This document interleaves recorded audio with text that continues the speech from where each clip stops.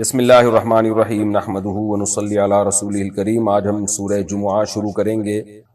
سورہ جمعہ کا پہلا رکوع اور 28ویں پارے کا رکوع نمبر 11 حسب معمول اس کا لفظی ترجمہ مختصر گرامر کے ساتھ، پھر انشاءاللہ اس کی تفسیر ہوگی۔ مختصر صورت ہے۔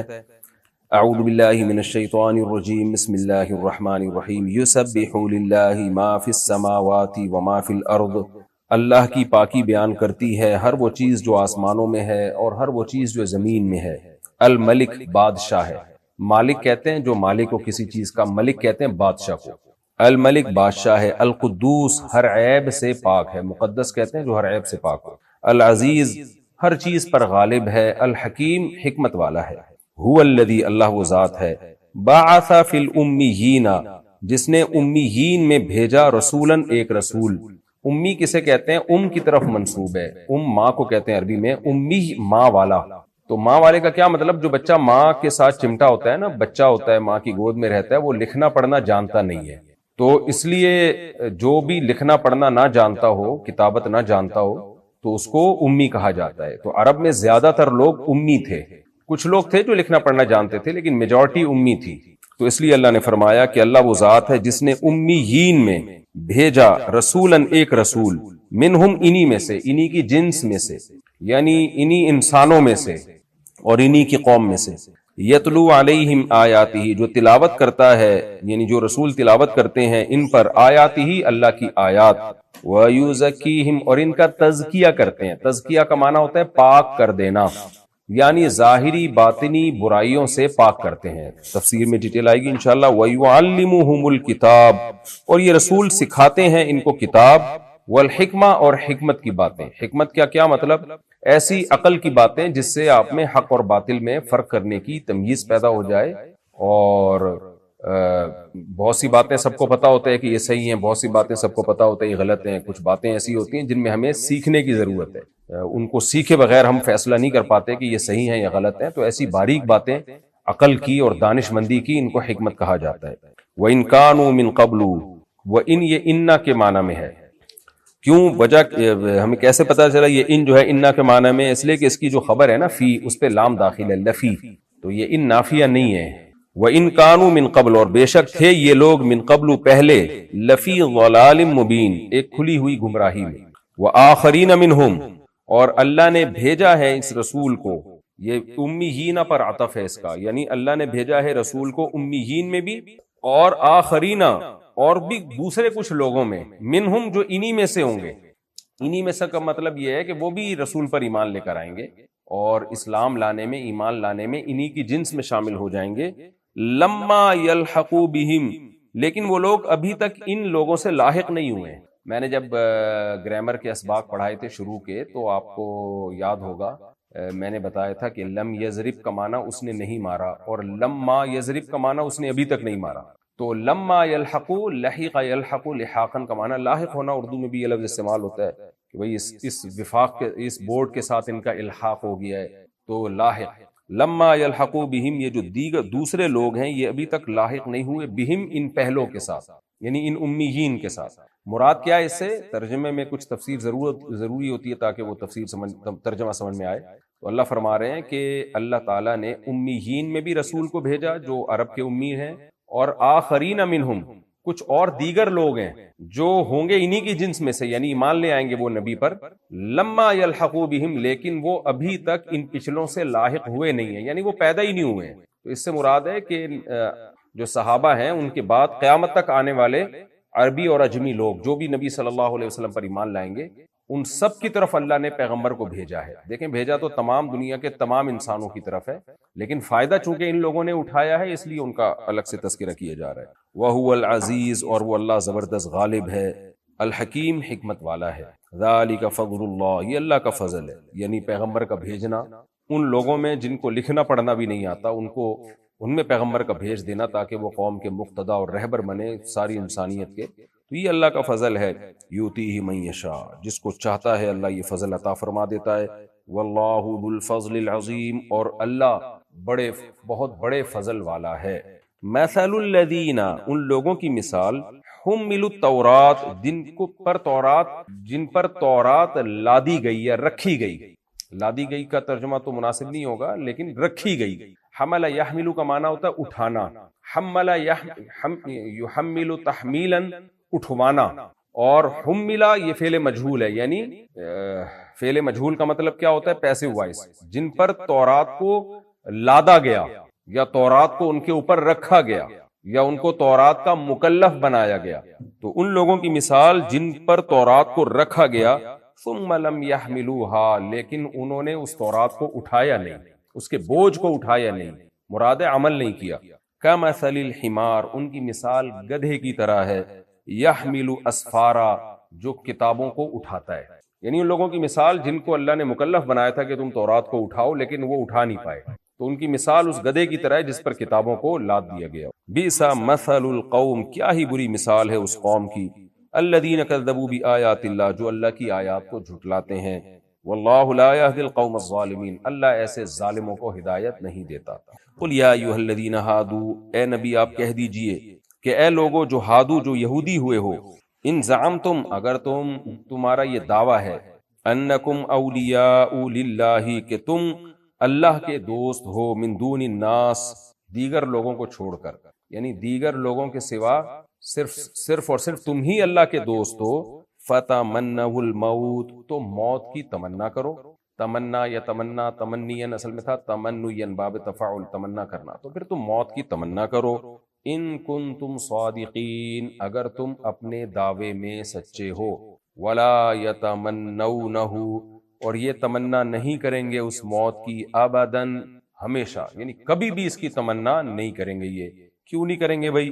بما قدمت ایدیہم، ان اعمال کی وجہ سے جو ان کے ہاتھوں نے آگے بھیجے. واللہ علیم بالظالمین، اللہ ایسے ظالموں کو خوب جانتا ہے. قل، اے نبی ان سے کہہ دیجئے، ان الموت الذی تفرون منہ، کہ وہ موت جس سے تم بھاگتے ہو، فر یفر فرارا، فرار ہونا، بھاگنا.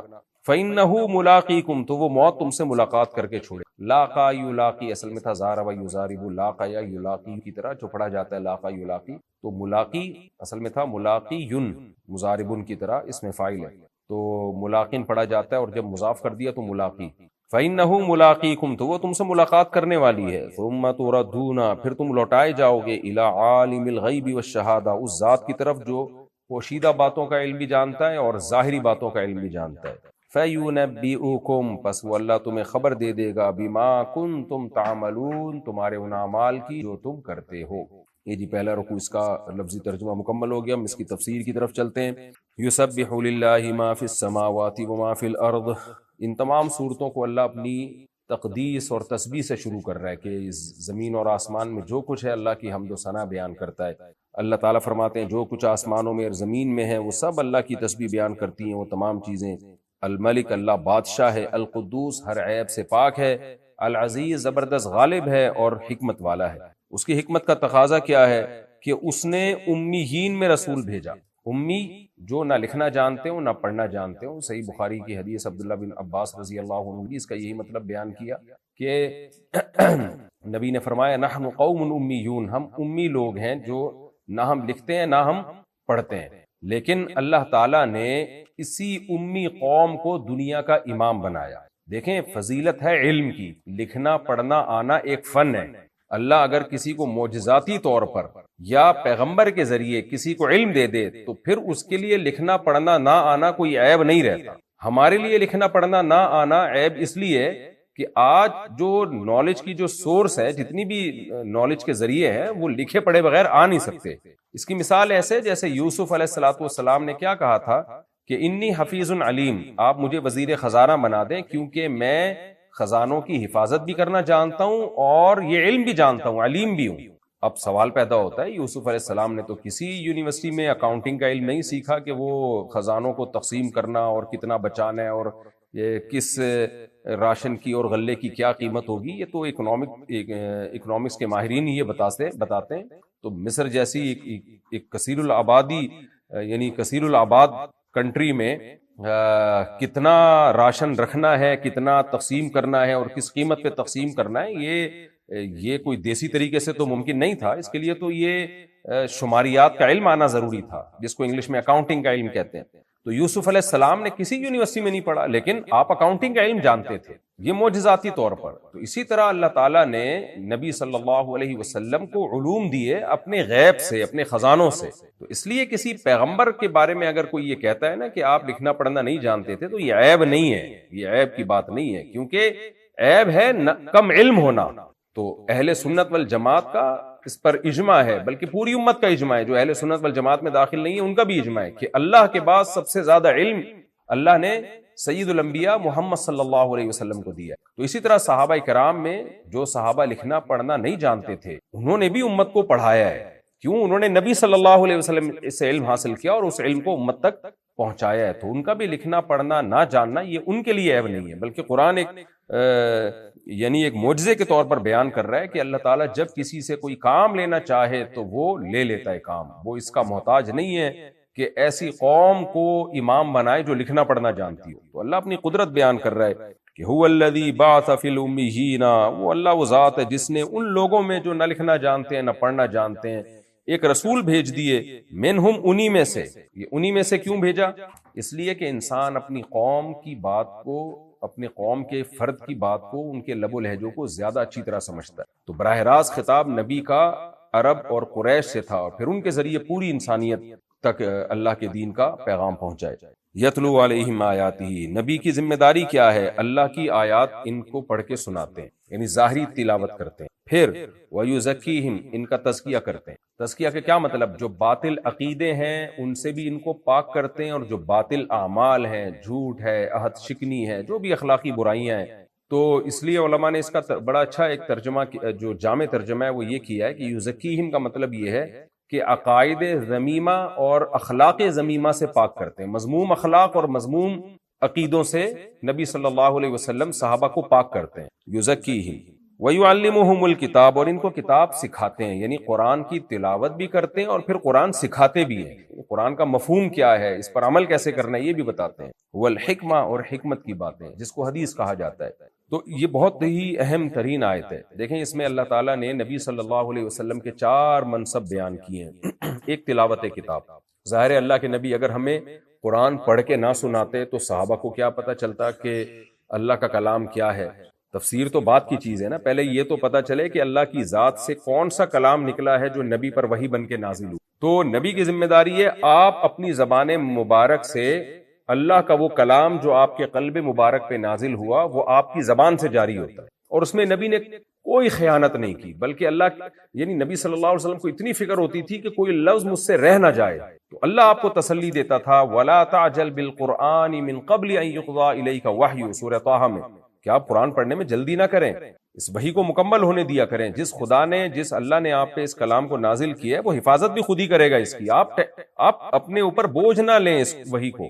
اور سورہ قیامہ میں بھی اللہ نے یہی حکم دیا کہ اے نبی آپ قرآن پڑھنے میں جلدی نہ کریں، ہمارے ذمے ہے اس کی حفاظت کرنا، اس کو نازل کرنا. ثم ان علینا بیانا، پھر آپ کی زبان سے بیان کروانا بھی ہمارے ذمے ہے. تو پہلا کام نبی صلی اللہ علیہ وسلم کا ہے تلاوت.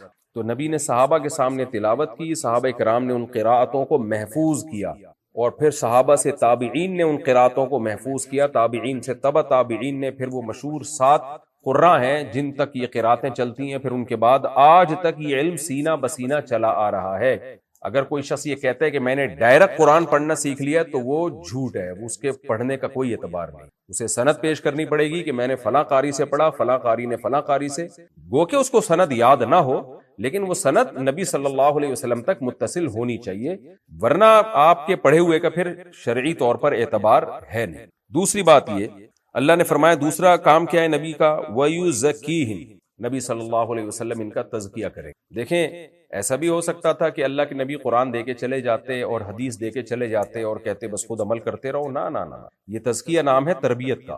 پریکٹیکلی جیسے آج کی اس ٹرم ایک اصطلاح استعمال ہوتی ہے ورک شاپ، باقاعدہ آپ سے اپنی نگرانی میں کام کروایا جاتا ہے، تو آپ کو سکھایا جاتا ہے، ٹریننگ دی جاتی ہے. اس کی بالکل ایسے مثال ہے جیسے آپ کسی کو ڈرائیور بنانا چاہتے ہیں گاڑی کا، تو آپ تھیوری پڑھاتے رہیں وہ نہیں سیکھے گا.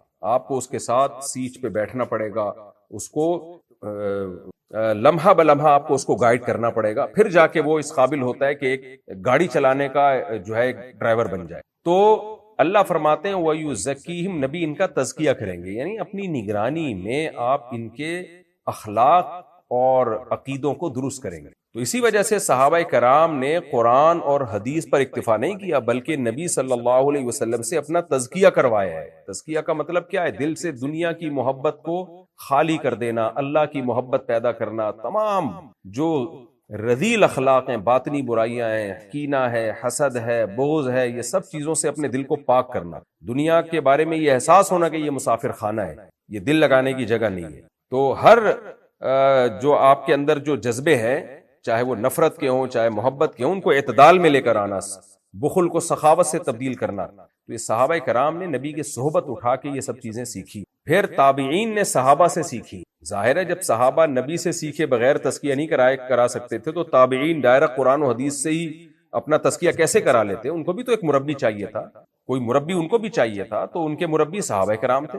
تبھی تابعین میں بڑے تابعی وہی سمجھے جاتے ہیں جنہوں نے بڑے صحابہ کی زیادہ صحبت اٹھائی ہو۔ جب بھی ہم علم حدیث پڑھتے ہیں تو اس میں کسی کی فضیلت کا جو بڑا معیار ہے، بنیادی معیار ہے، وہ کیا ہے؟ علم کے ساتھ ایک معیار یہ کہ انہوں نے کس کی صحبت زیادہ اٹھائی ہے۔ پھر تابعین نے تبع تابعین سے، وہ سلسلہ اب تک چلا آ رہا ہے، یہ سینہ بسینہ چلا آ رہا ہے۔ آج اس پہ لوگ بڑا فخر کرتے ہیں کہ ہم نے دین کسی سے نہیں سیکھا، کسی سے تربیت کی ضرورت نہیں ہے، ہم تو ڈائریکٹ قرآن حدیث سے سمجھتے ہیں۔ بھائی صحابہ نے نبی سے، تابعین نے صحابہ سے، تو یہ سلسلہ صدیوں سے اسی طرح سینہ بسینہ چلا آ رہا ہے۔ تو تزکیہ کے لیے بھی آپ کا کوئی مینٹور ہونا چاہیے، آپ کے کوئی بڑے ہونے چاہیے جو اہل حق میں سے ہوں اور خود باعمل علماء میں ان کا شمار ہوتا ہو، صاحب علم بھی ہوں اور باعمل بھی ہوں۔ تو ایسے لوگوں کی صحبت جب تک آپ نہیں اٹھاتے تو آپ کیسے کہہ سکتے ہیں کہ میں اپنے آپ کو، میں نے ظاہر باطن کو میں نے ٹھیک کر لیا؟ اسی وجہ سے ہمیشہ سے، صدیوں سے مسلم امہ میں اہل اللہ کی صحبت کی بہت زیادہ اہمیت رہی۔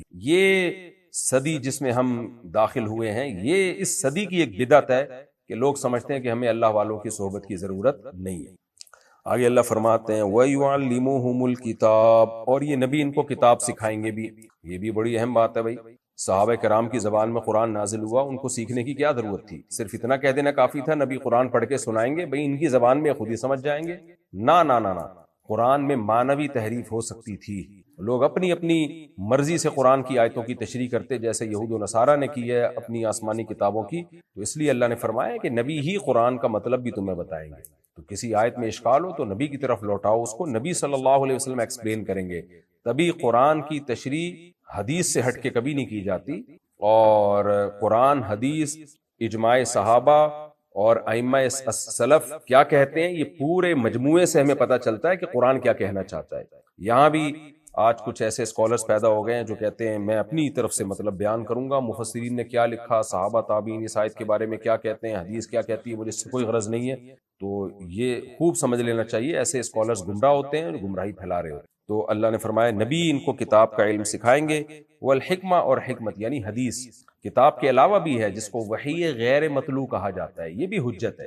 وحی کی دو قسمیں ہیں، ایک وہ جس کی تلاوت کی جاتی ہے جیسے قرآن کی آیت میں، اس میں مضمون بھی اللہ کی طرف سے اور الفاظ بھی اللہ کی طرف سے، اور ایک وحی وہ ہوتی ہے جس میں الفاظ پیغمبر صلی اللہ علیہ وسلم کے اپنے ہوتے ہیں، مضمون اللہ کی طرف سے ہوتا ہے۔ تو اس کی بھی ہمیں اطاعت کرنی ہے، کیونکہ نبی اپنی طرف سے کچھ نہیں کہتے۔ قرآن کہتا ہے ان ہوا الا وحی یوحی، سورہ نجم میں نبی جو بات کہیں گے، یعنی شریعت سے متعلق جو بھی بات کہیں گے، وہ اصل میں اللہ کا حکم ہو۔ تو آج منکرین حدیث بھی پیدا ہو گئے ہیں، اور کھلے عام ٹیلی ویژن پہ ایسے اسکالرز آ رہے ہیں، یوٹیوب پہ، فیس بک پہ، جو کہہ رہے ہیں حدیث تو حجت نہیں ہے، آپ نے اگر نماز سیکھنی ہے تو مسجد میں جا کے دیکھ لیں، جیسے لوگ نماز پڑھ رہے ہیں ایسے پڑھ لیں، اس کے لیے ہمیں حدیث کی ضرورت نہیں ہے۔ اس طرح کی باتیں کر رہے ہیں، اور پورے ذخیرے حدیث ہی کا انہوں نے انکار کر دیا کہ اس کی ہمیں کوئی ضرورت نہیں ہے۔ تو یہ لوگ منکرین حدیث کہلاتے ہیں، چاہے یہ کوئی بھی لیول لگا کے دین کی بات کریں، ان کی بات کا کوئی اعتبار نہیں۔ تو نبی حکمت کی باتیں بھی بتائیں گے، قرآن کی تشریح بھی کریں گے، تزکیہ بھی کریں گے، اور قرآن پڑھ کے بھی سنائیں گے۔ اللہ فرماتے ہیں وَإِن كَانُوا مِن قَبْلُ، یہ لوگ تھے اس سے پہلے، نبی کے آنے سے پہلے، لفی ضلال مبین، کھلی گمراہی میں پڑے ہوئے، لیکن اللہ نے ان کو اس گمراہی سے نکالا، کتنے لوگوں کو ایمان کی توفیق دی، اور فرمایا صرف یہ امیین عرب کے نہیں ہیں، وآخرین منہم، ان کے بعد بھی کچھ لوگ آئیں گے، یعنی بعد سے مراد ہے قیامت تک، لما یلحقوا بہم، جو ابھی تک ان کے ساتھ لاحق نہیں ہوئے، وہ پیدا ہی نہیں ہوئے۔ تو اللہ نے سب کی طرف پیغمبر صلی اللہ علیہ وسلم کو بھیجا، اس میں اور آپ بھی داخل ہیں۔ تو سب پر اللہ تعالیٰ کا احسان ہے فرمایا وَهُوَ الْعَزِيزُ الْحَكِيمُ، یہ کوئی اچھمبے کی بات نہیں ہے کہ ایک پیغمبر کو ساری دنیا کے سارے انسانوں کی طرف اور قیامت تک آنے والے انسانوں کی طرف اللہ نے نبی بنا کے بھیج دیا کہ ایک پیغمبر سب کے معلم بن کے آئیں گے۔ اللہ کہتے ہیں اچھمبے کی بات نہیں ہے، میں زبردست غالب ہوں، جو چاہے کر سکتا ہوں، اور حکیم ہوں، حکمت والا ہوں، بغیر حکمت کے کوئی کام نہیں کرتا، اس میں حکمتیں تھیں۔ ذالک فضل اللہ یؤتیہ من یشاء، یہ اللہ کا فضل ہے جس کو چاہتا ہے عطا کرتا ہے۔ واللہ ذو الفضل العظیم، اللہ تو بہت بڑے فضل والا ہے۔ مثل الذین حملوا التوراۃ، اب سوال پیدا ہوتا ہے بھئی اللہ کو پیغمبر بھیجنے کی ضرورت کیا تھی؟ موسیٰ علیہ السلام تو آئے تھے نا یہودیوں میں، عیسیٰ علیہ السلام عیسائیوں میں آئے تھے، انہی پیغمبر کی تعلیمات کو آگے چلایا جاتا اور یہود ہی کو دنیا کا امام بنا دیا جاتا۔ یہود یہی بات تو کہتے تھے، یہود کہتے تھے بھئی ہم جیسی قوم تو دنیا میں کوئی ہے ہی نہیں، ہم تو اللہ کے لاڈلے ہیں، ہم میں اللہ نے کلیم اللہ کو بھیجا، ہم نے دنیا پہ حکومت کی ہے، اللہ نے ہمیں زمین کا والی وارث بنایا، جب تک کوئی یہودی نہیں ہوگا جنت میں جا ہی نہیں سکتا، ہمارے علاوہ سارے جہنمی ہیں، ہم اللہ کے لاڈلے ہیں۔ تو اللہ پھر آپ یہودیوں کی بات کر رہے ہیں۔ اچھا، پھر یہودی یہ بھی کہتے تھے ہم نبی پر ایمان نہیں لے کر آئیں گے، اور مشرکین کہتے تھے بھئی یہ تو یہودی جو ہیں یہ تو آسمانی علوم کے جاننے والے ہیں، یہ ایمان نہیں لے کر آ رہے، تو اس کا مطلب ہے معاذ اللہ نقل کفر، محمد صلی اللہ علیہ وسلم سچے نبی نہیں ہیں، ورنہ یہ لوگ تو ایمان لے کر آتے۔ اس لیے اللہ نے یہود کی یہاں برائی بیان کی ہے کہ صرف تورات ملنا کافی نہیں ہے۔ ان کی مثال یہ ہے کہ جیسے گدھے پر کتابیں لاد دی جائیں، لیکن گدھے کو سمجھ میں نہ آ رہا ہو اندر لکھا ہوا کیا ہے اور عمل نہ کر رہا ہو، تو وہ عالم نہیں بن جاتا گدھا۔ تو اللہ فرماتے ہیں مثل الذین حملوا التوراۃ، ان لوگوں کی مثال جن کو تورات کا مکلف بنایا گیا کہ تم تورات اپنے اوپر رکھو، کیا مطلب رکھ کے اس کو اٹھاؤ اور اس کو پڑھو اور اس پر عمل کرو۔ تو ان کی مثال جن کو تورات کا مکلف بنایا گیا، پھر یہ اس کو اٹھا نہیں پائے، یعنی اس کا بوجھ انہوں نے اٹھایا نہیں، نہ اس کو پڑھ کے سمجھنے کی کوشش کی اور نہ اس پر عمل کرنے کی کوشش کی۔ تو اللہ فرماتے ہیں ان کی مثال اس گدھے کی ہے، یحمل اسفارا، جس پر بہت ساری کتابیں اٹھا کے گھوم، تو وہ رہتا پھر بھی گدھا ہی ہے۔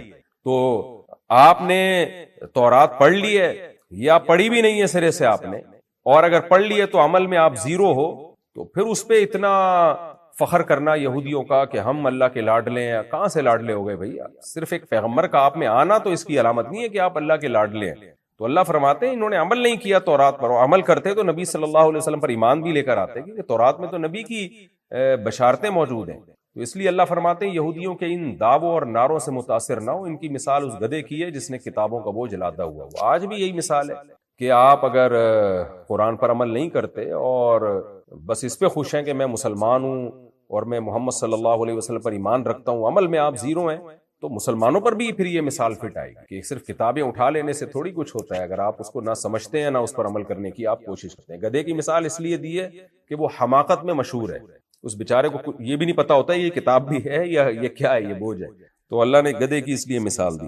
بئس مثل القوم الذین کذبوا بآیات اللہ، اللہ کہتے ہیں بہت بری حالت ہے ان لوگوں کی، بہت بری مثال ہے ان لوگوں کی جو اللہ کی آیات کو جھٹلاتے ہیں، یعنی قرآن کو جھٹلاتے ہیں، کیونکہ اگر تورات پر عمل کرتے ہوتے تو قرآن کا انکار نہ کرتے یہ لوگ۔ واللہ لا یہدی القوم الظالمین، اللہ ایسے ظالموں کو ہدایت نہیں۔ یہاں ظالم سے مراد کیا ہے؟ جو اس درجے کی ضد اور عناد کو پہنچے ہوئے۔ ہاں اگر ضد چھوڑ دیں تو پھر اللہ ہدایت دے دیتا ہے۔ قل یا ایھا الذین ہادوا، آگے اللہ نے یہودیوں کا زعم توڑا ہے کہ تم جو بار بار کہتے ہو نا ہم اللہ کے لاڈلے، اللہ کے ولی ہیں، ہم اللہ کے دوست ہیں، ہم جنتی ہیں، تو اللہ کہتے ہیں کہ اے نبی آپ ان سے کہہ دیجئے جو یہودی ہوئے ہیں، ان زعمتم، اگر تمہارا یہ دعویٰ ہے انکم اولیاء للہ من دون الناس، ساری دنیا کو چھوڑ کے صرف تم ہی جنتی ہو اور اللہ کے ولی ہو، فتمنوا الموت، تو پھر موت کی تمنا کرو، ان کنتم صادقین، اگر تم سچے ہو۔ ایسی ہی آیت سورہ توبہ سورہ بقرہ میں بھی گزر چکی ہے کہ قل ان كانت لكم الدار الآخرة عند اللہ خالصة من دون الناس فتمنوا الموت ان کنتم صادقین۔ وہاں بھی میں نے اس کا مفہوم بیان کیا تھا کہ اللہ نے جو یہودیوں سے کہا نا کہ تم اگر واقعی اللہ کے ولی ہو تو موت کی تمنا کرو، اس کا مطلب کیا ہے؟ دیکھیں موت سے طبعی نفرت ہر ایک کو ہوتی ہے، یہ کوئی عیب کی بات نہیں ہے، کیونکہ ایک ظاہر ہے موت کا ایک بڑا ایک عجیب سا منظر ہوتا ہے، انسان زخمی ہوتا ہے، روح نکل رہی ہوتی ہے، تکلیف ہوتی ہے، تو موت سے ڈرنا کوئی بے ایمان ہونے کی علامت نہیں ہے، کوئی گنہگار ہونے کی علامت نہیں۔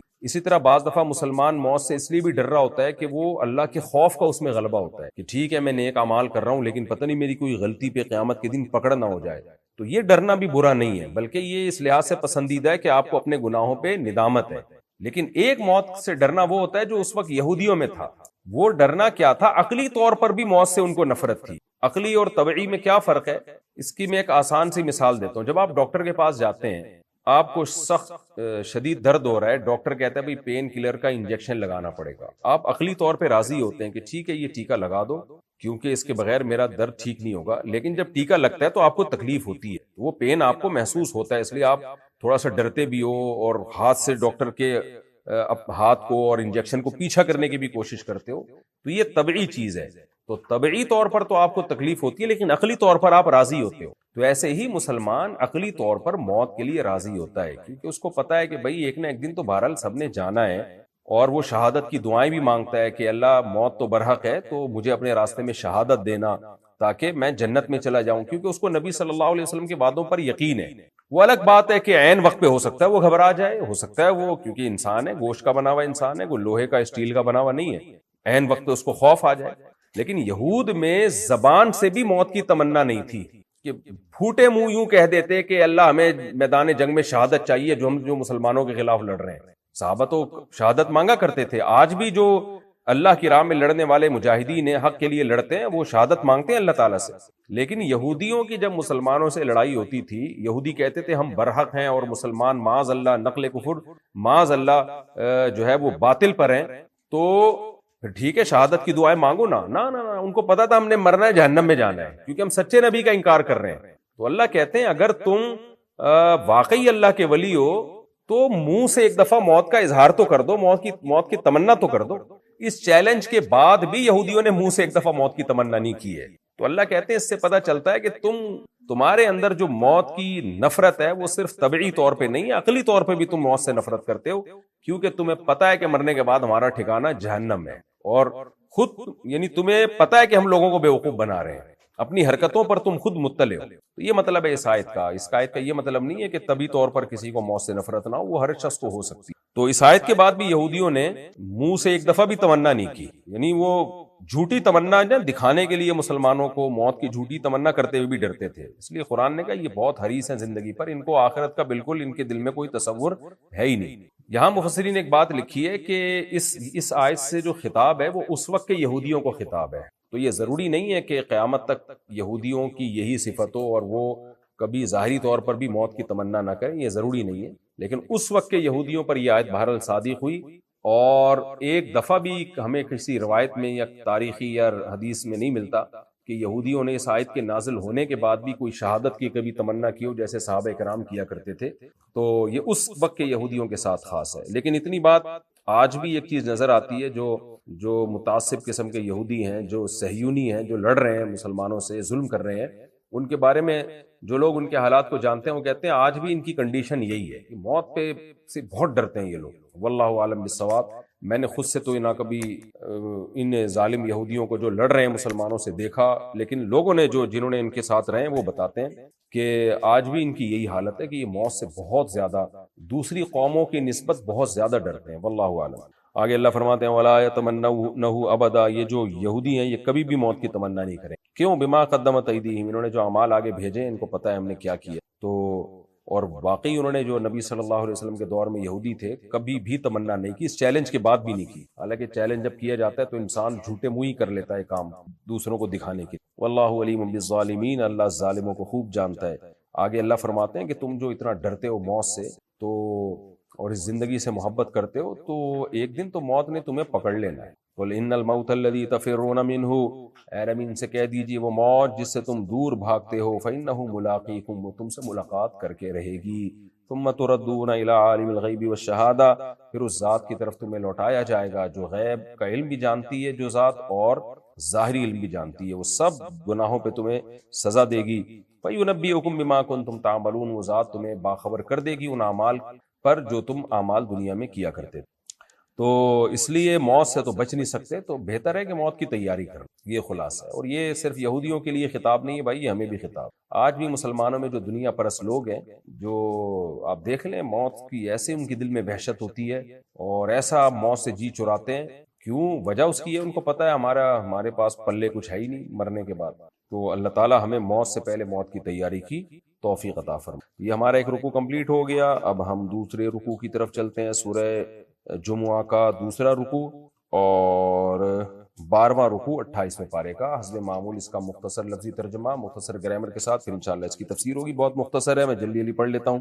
یا ایھا الذین آمنوا، اے لوگو جو ایمان لائے ہو، اذا نودی للصلاۃ، نادا ینادی کا معنی پکارنا، منادی کرنا، جب پکارا جائے تمہیں نماز کے لیے، من یوم الجمعہ، جمعہ کے دن، فاسعوا، سعی یسعی کا معنی دوڑنا، جمع کا صیغہ ہے فاسعوا، دوڑو، الی ذکر اللہ، اللہ کے ذکر کی طرف، وذروا البیع، واو کا معنی اور، وذر یذر اصل میں تھا یوذرو، جیسے وعد یوعدو کو وعد یعیدو پڑھا جاتا ہے، تو وذر یوذرو کا معنی ہوتا ہے چھوڑ دینا۔ تو جب امر بنایا جاتا ہے، جب مضارع ہوتا ہے تو تذرو، اور امر بنایا جاتا ہے تو تا حرف عطین کو حذف کیا جاتا ہے ذرو، تو واو کا معنی اور، ذرو کا معنی چھوڑ دو، وذرو اور چھوڑ دو، البیع خرید و فروخت، ذالکم خیر لکم یہ تمہارے لیے بہتر ہے، ان کنتم تعلمون اگر تم جانو، فاذا قضیت الصلاۃ پس جب نماز مکمل کر دی جائے، فانتشروا فی الارض پھیل جاؤ زمین، انتشار کا معنی پھیل جانا، نشر و اشاعت کا لفظ آپ نے سنا ہوگا، وابتغوا اور تلاش کرو، ابتغاء کا معنی تلاش کرنا، من فضل اللہ اللہ کا فضل یعنی روزی، واذکروا اللہ کثیرا اور اللہ کا کثرت سے ذکر کرو، لعلکم تفلحون تاکہ تم کامیاب ہو جاؤ، وَإِذَا رَأَوْا تِجَارَةً اور جب یہ لوگ دیکھ لیتے ہیں کوئی تجارت، او لہون یا کوئی لہو و لعب کی چیز، لہو کہتے ہیں کھیل تماشے کی چیز، دل جو اپنی طرف مائل کرے، دل لگے انسان کا اس میں، انفضوا الیہا تو دوڑے چلے جاتے ہیں اس کی طرف، انفضاض جب اس کا صلہ الی آتا ہے تو مائل ہونا، تو مائل ہو جاتے ہیں اس کی طرف،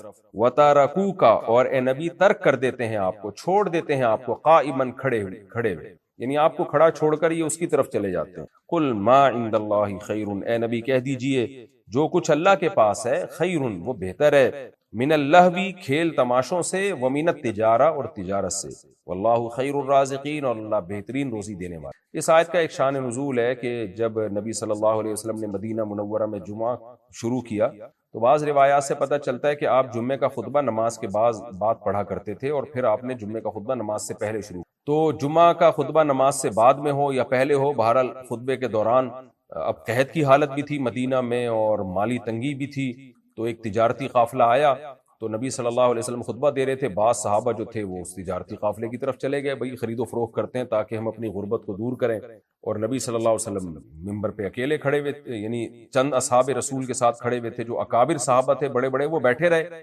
جو اصاغر صحابہ تھے نئے نئے مسلمان ہوئے تھے وہ چلے گئے کہ بھئی ہم خطبہ ہی ہو رہا ہے، نماز تو ہو نہیں رہی ہے، تو چلو ہم جا کے تھوڑی سی تجارت کر لیں، ہماری غربت دور ہو جائے۔ تو اس پہ یہ آیتیں نازل ہوئیں کہ اے ایمان والو جب جمعے کے دن نماز کے لیے بلایا جائے تو اللہ کے ذکر کی طرف دوڑو۔ یہاں دوڑنے کا مطلب دوڑ کے جانا نہیں ہے، کیونکہ حدیث میں اس سے صراحتاً منع ہے، یہاں مطلب یہ کہ تمام کام کاج چھوڑ کر جمعے کی نماز کو فوکس کرو۔ اسی آیت کی روشنی میں علماء کا یہ فتویٰ ہے کہ جب جمعے کی اذان ہو جائے تو دنیاوی کام جتنے بھی ہیں وہ ناجائز اور حرام ہو جاتے ہیں سوائے جمعے کی تیاری کے۔ اور نبی کے دور میں یہ دوسری اذان ہوا کرتی تھی، حضرت عثمان کے دور میں پہلی اذان شروع ہوئی اور اس کے جواز پر پوری امت کا اجماع ہو گیا، تو اب پہلی اذان جمعے ہی کے لیے ہوتی ہے، اس لیے اب علماء کا فتویٰ یہی ہے کہ پہلی اذان ہوتے ہی آپ پر یہ لازم ہے کہ آپ جمعے کی تیاری کے علاوہ تمام کام چھوڑ دیں۔ ہاں جمعے کی تیاری کر سکتے ہیں جس میں نہانا دھونا، کپڑے استری کرنا، کپڑے پہننا، یہ شرعاً جائز ہے، اس میں کوئی حرج نہیں ہے، لیکن جمعے کی تیاری کے علاوہ کوئی کام نہ کیا جائے، اور خرید و فروخت تو بالکل ہی ناجائز ہے۔ تو اس لیے اللہ نے فرمایا فَاسْعَوْا إِلَىٰ ذِكْرِ اللَّهِ، اللہ کے ذکر جس میں خطبہ بھی داخل ہے، اللہ کے ذکر سے مراد جمعے کا خطبہ ہے، یعنی خطبے کی طرف دوڑو۔ وَذَرُوا الْبَيْعَ اور خاص طور پر اللہ نے خرید و فروخت کا تذکرہ کیا، کیونکہ اس میں دلچسپی بہت زیادہ ہوتی ہے، باقی کام چھوڑنا آسان ہوتا ہے، خرید و فروخت کا چھوڑنا، تجارت کا چھوڑنا بڑا مشکل، تو اس لیے اسلامی مملکت میں جہاں بھی جمعے کی اذانیں ہوں گی کاروبار فوراً بند کر دیا جائے گا۔